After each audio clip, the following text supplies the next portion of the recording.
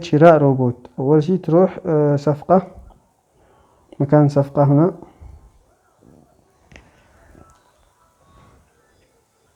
تروح مكان صفقة، تضغط على صفقة هنا في أوسط الشاشة، تسوي بيع، بعدين تضغط على 100 هنا 100 وتسوي بيع. بعد ما تتم البيع تروح الأصول،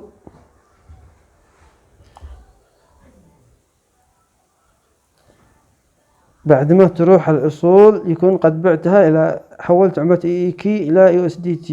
بعدين تروح BNB، تضغط على BNB، العملة هذه BNB، تضغط عليها تدخلها.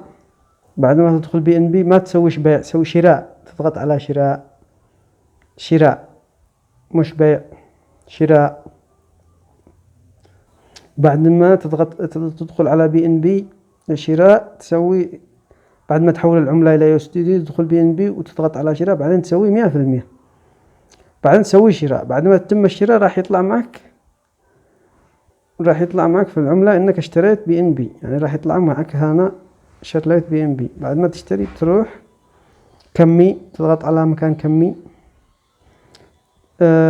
الروبوتات الاشتراك، تضغط على روبوت الاشتراك هذا هنا فوق.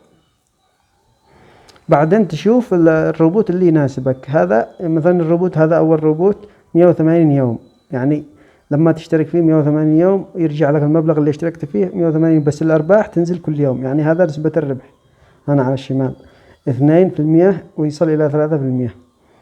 ومعك الروبوت اللي تحته 90 يوم نسبة الربح 1، وهكذا نسبة الربح على الشمال، وعدد الروبوت، تعدين الروبوت على اليمين. تدخل انقر فوق الاشتراك مثلا العملة، تسوي بس إلا المبلغ.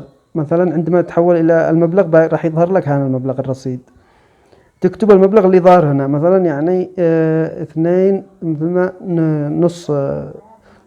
نص BNB، نص 1 BNB مثلا، هكذا أو هكذا. المهم تكتب المبلغ الذي يطلع لك هنا وتسوي اكتتاب. بعد ما تسوي اكتتاب راح يظهر لك هنا الروبوت تحت، أو مكان هذا إذا قد كمل المجاني راح يظهر لك مكان اشتراك الروبوت. وهكذا يعني هكذا يتم شراء روبوت.